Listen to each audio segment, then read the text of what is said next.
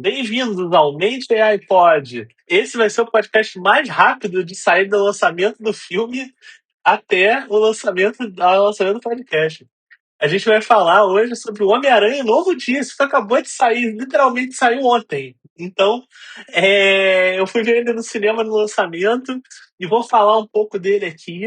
Vai ser no mesmo esquema lá do podcast da Odisseia. Eu vou fazer uma crítica sem spoilers no primeiro momento e vou fazer uma crítica com spoilers. E vou começar agora com a crítica sem spoilers, já falando que o Tom Holland está bem melhor nesse filme do que na Odisseia. O Homem-Aranha é o personagem da vida dele, né?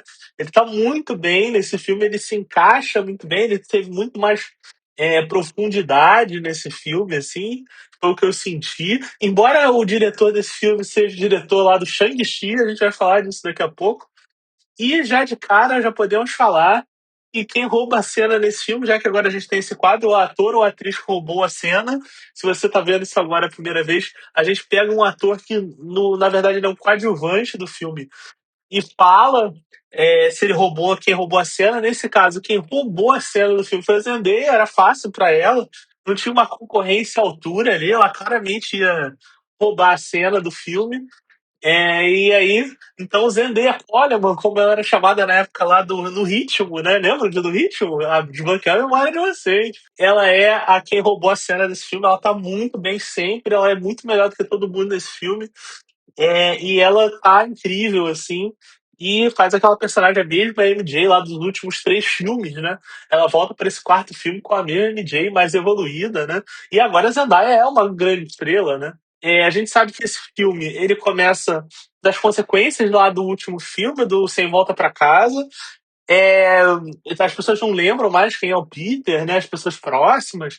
O Homem-Aranha tá ali na evolução daquilo, né? Tem a volta do Ned, o Ned também tá muito engraçado nesse filme. Cada hora ele tá com um cabelo diferente, porque aquele cara é careca, né? Jacob, né? Então ele troca a peruquinha dele. Em várias cenas ele tá com a peruquinha diferente, e claramente dá pra ver que a peruquinha que ele tá usando, a peruquinha tem umas horas que tá boa e tem umas horas que tá ruins.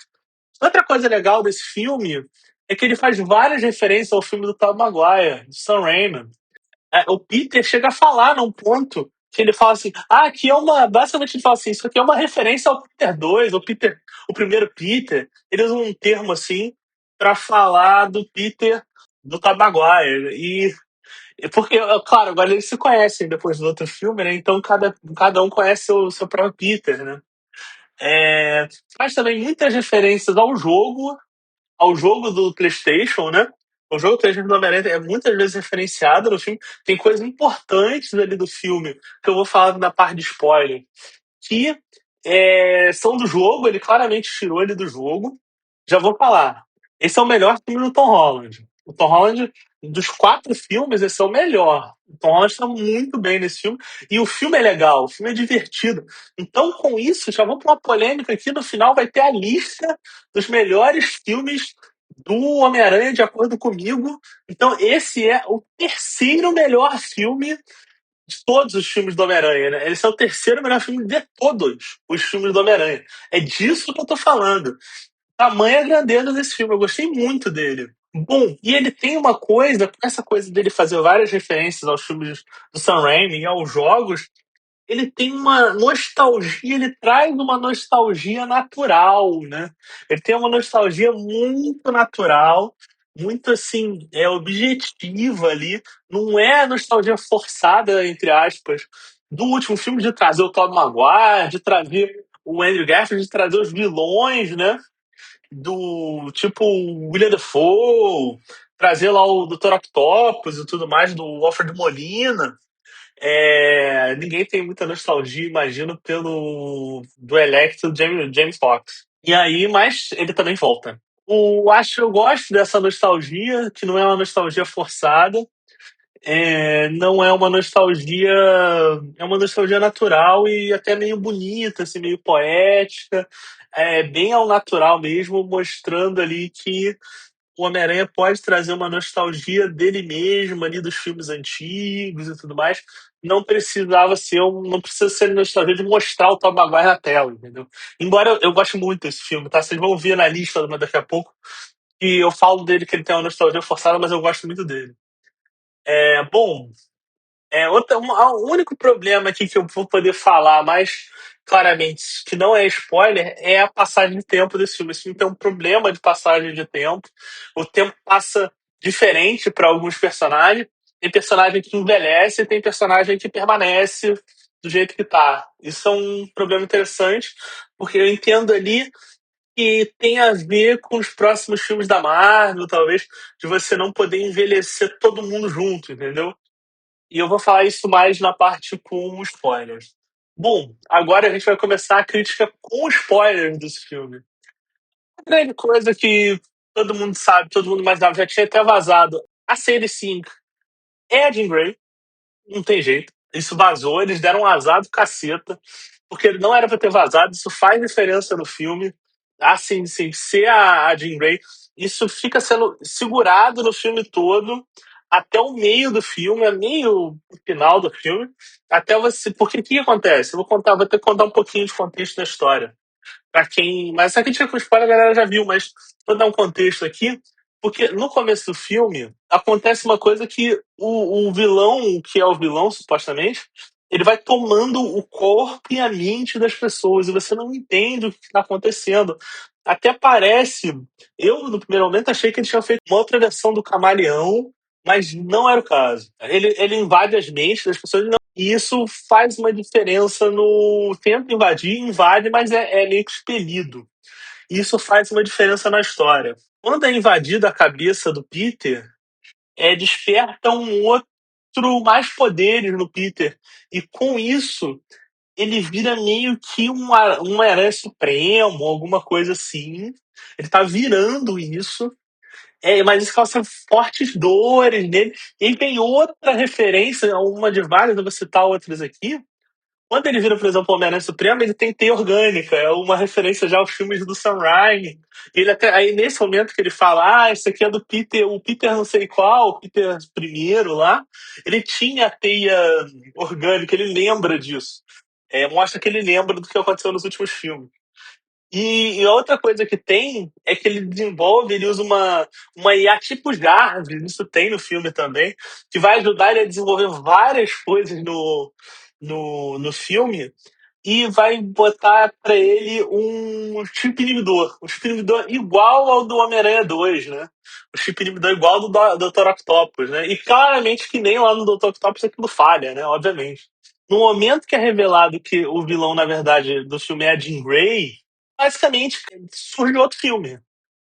Como se esse filme, eu até falei isso logo depois de você, ele tivesse 6 atos. Normalmente a gente imagina um filme, em teoria, como um filme de 3 atos, que seria o começo, o desenvolvimento e o fim. Esse filme é como se ele tivesse dois filmes. Um começo, um desenvolvimento e um fim, um novo começo, um novo desenvolvimento e um novo fim. E o filme vira o filme da Jean Grey. Nessa parte final, ele realmente para contar toda a história de quem era Jean Grey. Ele precisa explicar quem é Jean Grey. E isso eu até achei meio estranho, porque até vi que a galera subiu o número de pesquisas de quem é Jean Grey. A galera realmente perdeu essa informação, né, dos X-Men. Esse filme da Jean Grey é o segundo filme, é como se tivessem 2 filmes em um. O segundo filme, ele reaproveita algumas coisas do chamado primeiro filme. O primeiro filme, pra mim, ele acaba no momento que revela que o vilão lá que tá entrando na mente das pessoas é a Jean Grey. E o segundo filme começa logo depois disso, né? E realmente tem um outro filme ali. E o outro filme ele reaproveita algumas coisas e algumas coisas ele larga, tá? Por exemplo, no primeiro filme, ele conta que aquela transformação pro Peter causava fortes dores. Ele não conseguia, ele perdia noção de distância, de lugar, de tudo. E isso no segundo filme é completamente esquecido, assim. Esse filme ficou meio, tecnicamente, ele é meio aberração. Ele tem 2 filmes em um. Outra coisa que tem nesse filme é o Hulk do Mark Ruffalo. Não é o Hulk do Harrison Ford. Agora a gente tem 2 Hulks, né, nesse MCU. O Hulk do Mark Ruffalo volta nesse filme. Já até eles esquecem aquela história do Hulk ter se aceitado como Hulk e Bruce Banner ao mesmo tempo, o Hulk lá super inteligente. Eles esquecem isso também nesse filme. O Hulk ele tá usando um inibidor, né? Que é o que dá a ideia pro Peter usar o inibidor, e esse inibidor do Hulk também é perdido, ele é destruído, a mesma coisa do inibidor do Dr. Octopus. E esse filme, claramente, ele não tem nenhuma ligação direta lá com o Doomsday. Não aparece Quarteto Fantástico, não aparece, só aparece Hulk, Jean Grey e Homem-Aranha. Basicamente, são esses personagens. Aparecem ali os vilões meio secundários do Homem-Aranha sendo derrotados ali. Claramente, até numa ideia de meio que segurar ali um pouco aquele ímpeto que estava tendo da Sony ficar fazendo filme de vilão, né? Quando eles aparecem nesses filmes, eles basicamente são proibidos, né, de voltar lá para fazer filme da Sony. E meio que acaba mesmo essa história de filme de vilão. Aparecem os vilões rapidinhos, assim. E deram um destaque muito grande no trailer para aquele escorpião daquele cara do Breaking Bad, mas ele aparece, deve ser uns 5 ou 10 minutos no filme, é muito pouquinho. E é logo derrotado, ele é derrotado 2 vezes pelo Homem-Aranha. Uma coisa que é um destaque para mim é o Justiceiro. O Justiceiro aparece nesse filme, mostra para mim, por exemplo, eu acho que essa ideia de fazer o personagem do Disney Plus trazer pro cinema, a galera reagiu bem, pelo que eu tava na minha sala de cinema, pelo menos, reagiu bem ao Justiceiro aparecer, a galera gostou, o Justiceiro tá legal nesse filme, e é um personagem de uma série lá da Netflix, antigamente, agora do Disney Plus, né? Mas é o mesmo personagem. Ele, até em inglês ele fica evitando dele falar palavrão, né? Tem uma brincadeirinha assim no inglês, eu vi legendado, então é isso que eu não sei se em português ele faz essa brincadeirinha. Embora lá no final, no segundo filme, a Jean Grey fala vários palavrões. É uma Jean Grey desbocada da Sadie Sink, mas é divertido, divertido. Bom, vamos para uma conclusão, né? Esse filme tem uma cara de bilhão, assim, eu tenho a impressão. Vamos ver se isso vai concretizar lá no Vingadores. Lá no Vingadores a gente debate isso de novo. Esse filme vai trazer o que eu tenho a impressão de que as pessoas estão com saudade da Marvel. Essa história de que a gente está cansado da Marvel, a gente vai ver isso no Vingadores. A galera não enxergou isso ainda. Eu acho que esse filme vai fazer bilhão e que a gente vai ter um boom lá no Vingadores no fim do ano. Essa é a minha impressão para os filmes da Marvel esse ano. E vai ter A galera tá com saudade da Marvel, assim. A galera quer ir ver os filmes da Marvel. E, como eu falei lá, o diretor do Shang-Chi é o diretor desse filme. Você vê que a Marvel os filmes são muito de produtor, não tem um Chan do diretor, né? Tem muito filme de produtor. E pra você ver que o Shang-Chi é um filme fraco, e esse filme é muito bom, é muito melhor que Shang-Chi. Anos luz à frente, nem parece que é do mesmo diretor. Se você falar, esse diretor fez Shang-Chi e fez Homem-Aranha, porra, você vai falar, não fez, não é possível. Eu tava com uma expectativa muito baixa pra esse filme e saí muito feliz de cinema, assim, gostei muito. Até fiz uma coisa que eu raramente faço, acabou o filme, eu dei uma aplaudidinha no filme. Gostei mesmo desse filme. Agora, eu vou fazer a lista dos filmes que eu tinha prometido lá em cima, quais eram os meus filmes favoritos do Homem-Aranha na ordem. Que isso aqui vai dar polêmica. O primeiro filme é o Homem-Aranha 2, do Tobey Maguire, claro, é um filme fundamental, né? Pra mim é um dos filmes fundamentais. Depois é o Homem-Aranha 1, do Tobey Maguire. Eu acho o 2 melhor que o 1, tá? A gente já teve um assunto, um debate sobre isso, mas eu acho que o 2 realmente é melhor que o 1. E agora no 3 é esse filme já, o Homem-Aranha Um Novo Dia. Porque esse filme, pô, me conquistou, eu gostei muito dele. Logo depois dele, como eu falei que ia surpreender, eu já é o Homem-Aranha Sem Volta pra Casa. Acho esse filme muito bom. Ele tem uma nostalgia ali meio forçada, mas eu gosto muito dele.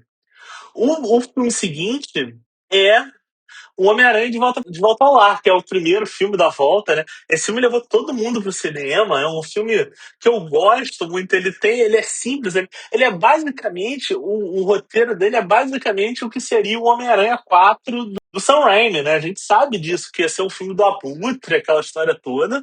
O filme seguinte é o Homem-Aranha Longe de Casa. Esse aí eu já acho meio mais ou menos. Esse filme é meio sem gracinha. E aí, pra mim, os três últimos são péssimos, mas eles têm uma ordem. Que é o espetáculo Homem-Aranha 1 do Andrew Garfield. Esse filme é horroroso, mas eu lembro que na época eu achei ele melhor do que o tempo passou. No começo eu achava ele meio legal. Depois, outro dia eu tentei assistir esse filme e é difícil de ver esse filme. Ele é muito chato. O início dele é chato. E aí vem o espetáculo Homem-Aranha 2, que é péssimo. Esse filme é tudo de ruim, ele é tudo errado. É esse filme. E aí vem pra mim o pior, né? Você sabe qual filme que faltou agora, né? Qual é o último colocado? O último colocado, claramente, é o Homem-Aranha 3. Porque esse filme, porra, a expectativa dele era muito alta. E ele é péssimo também. Ele é fraco. Ele é ruim. Mas a expectativa dele era muito alta. É muito alta. Ele é um filme sem final, né? A expectativa dele era tão alta que o Sam Raimi fez um final completamente aberto com 4 que nunca veio, né? O 4 que nunca veio é porque esse filme é completamente aberto. E essa é a minha lista. Nos próximos episódios, a gente tem aqui uma programação. Na quinta-feira, vai ter um episódio sobre Ted Lasso. Vai depender, claro, de se o episódio vai ser bom, da quarta, ou se o episódio vai ser ruim. Se o episódio for bom, vai ter um episódio do podcast na quarta, não, na quinta, na verdade, porque o episódio é na quarta, sobre o Ted Lasso.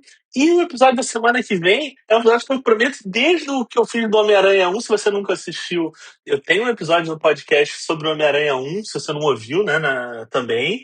Eu tenho um que era do modelo antigo, eu contava as histórias dos filmes. Eu vou fazer um do Homem-Aranha 2, mas nesse modelo mais moderno, que é um modelo mais curto, com episódios mais curtos. E, bom, essa programação é assim que eu encerro. Muito obrigado, até a próxima, um abraço, valeu.